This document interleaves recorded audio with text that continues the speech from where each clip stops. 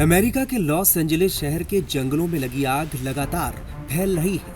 Media reports के मुताबिक आग से मरने वालों की संख्या बढ़कर 16 हो गई है। 5 मौतें पैलिसेड्स से आग के चलते और 11 मौतें ईडन की आग के कारण हुई। इस भयानक आग से 12,000 इमारतें जलकर नष्ट हो चुकी हैं।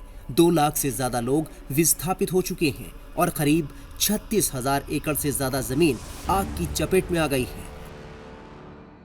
पैसिफिक पैलिसेड्स, ईटन, अल्ताडेना और पासाडेना लॉस एंजेलिस के उन इलाकों में से हैं जो जंगल की आग से सबसे ज्यादा प्रभावित हुए हैं। इन इलाकों में कम से कम 13 लोग अभी भी लापता हैं। इस आग से लगभग 150 बिलियन डॉलर यानी करीब 13 लाख करोड़ रुपए के आर्थिक नुकसान की आशंका जताई जा रही है। आग को बुझाने में पड़ोसी देश मेक्सिको और कनाडा भी अमेरिका की मदद कर रहे हैं। दोनों देशों ने हवाई टैंकर्स और सैकड़ों अतिरिक्त फायर ब्रिगेड की टीमें अमेरिका भेजी हैं। इस बीच कुछ अच्छी खबरें भी आई हैं।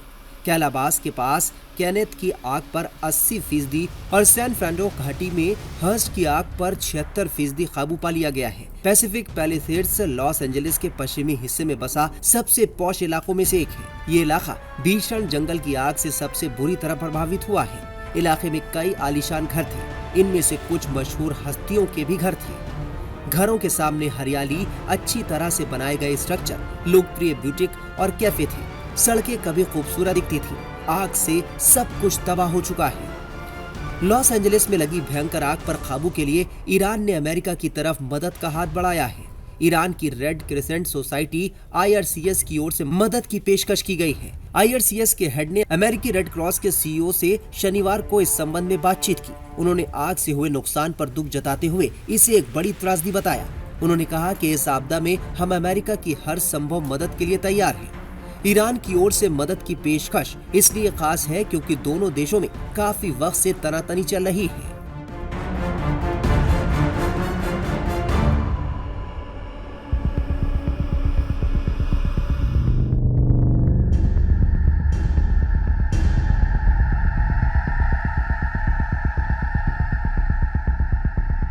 अमेरिका के जंगलों में लगी आग ने हाहाकार मचा रखा है।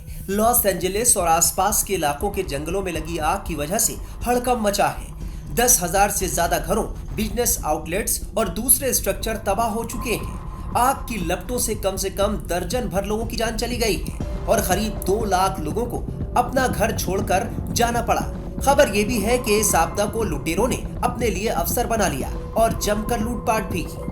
We are now actively engaged in a new brush fire. अब वेंचुरा काउंटी की सीमा पर लॉस एंजल्स के वेस्ट हिल्स क्षेत्र के केनेथ में आग लग गई है। ये आग 50 एकड़ से अधिक क्षेत्र में फैल गई थी और अगले कुछ घंटों में इसके तेजी से बढ़ने की संभावना है।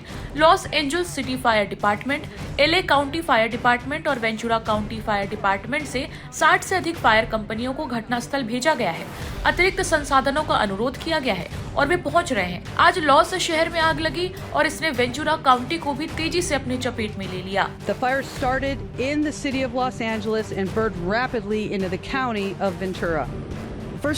सबसे पहले और सबसे महत्वपूर्ण, मेरी संवेदनाएं लगातार आग से प्रभावित हजारों एंजेलिनों के साथ हैं। दुर्भाग्य से वेस्ट हिल्स में एक नई आग लगी है जो वेंचुरा काउंटी तक पहुंच रही है और हमें ऐसी आशंका है कि तेज हवाओं के कारण ये आग तेजी से फैल जाएगी। मैं रिमाइंड करा रही हूँ कि बहुत डायनामिक सिचुएशन है जो तेजी से बदल सकती है। लॉस एंजेलिस काउंटी के शेरिफ रॉबर्ट लूना ने बताया कि मंगलवार को पहली आग लगने के बाद से आपदा क्षेत्रों में लूटपाट की रिपोर्ट के बीच लगभग 20 लोगों को गिरफ्तार किया गया है। लॉस एंजेलिस काउंटी शेरिफ ने कहा कि जले हुए इलाकों की तलाशी के दौरान मरने वालों की संख्या बढ़ने की संभावना है, लेकिन आग वाले इलाकों के अंदर के हालात की वजह से काम में बाधा आ रही है। लॉस एंजेलिस की मेयर कैरन बॉथ के मुताबिक तेज हवाओं की वजह से आग भड़क रही है जिसे बुझाना मुश्किल हो रहा है। इस बीच अभिनेता स्टीव गटनबर्ग भी मदद के लिए आगे आए और राहत बचाव में मदद करते दिखे।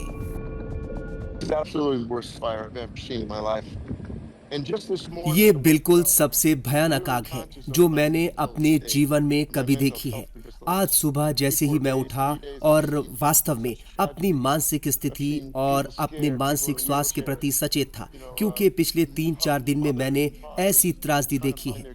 मैंने लोगों को डरा हुआ देखा, व्हीलचेयर पर बैठे लोगों को, आप जानते हैं, माताएं और पिता अपने बच्चों को ढूंढने की कोशिश कर रहे हैं।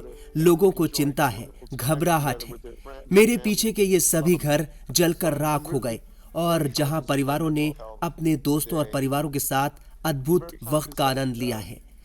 इसलिए आज मैं वास्तव में अपने मानसिक स्वास्थ्य के प्रति बहुत सचेत हूँ। मैं इस बात से अच्छी तरह वाकिफ हूँ कि इस वक्त वास्तव में बहुत अधिक दर्द हो रहा है और इसे कम करने के लिए मैं जो कुछ भी कर सकता हूँ वो कर रहा हूँ। चाहे वो आप जानते हैं कारों को चलाना हो या हॉट स्पॉट को शांत करना हो या लोगों को कुछ भोजन देना हो या लोगों को घरों से बाहर निकालने में मदद करना हो। I'm a retired firefighter, so I know the dangers.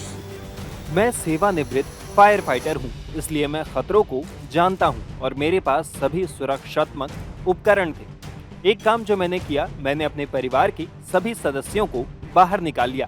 मैं इधर उधर घूमता रहा और सुनिश्चित किया कि बाकी सभी लोग मेरी बहन के घर जाएं।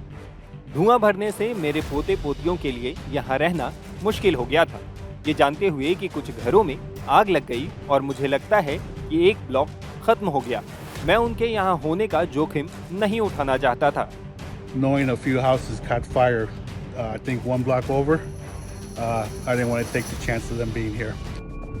राष्ट्रपति जो बाइडेन ने आग से लड़ने में मदद के लिए संघीय समर्थन का वादा किया है। उन्होंने मौजूदा स्थिति को कैलिफोर्निया के इतिहास में सबसे व्यापक विनाशकारी आग बताया है।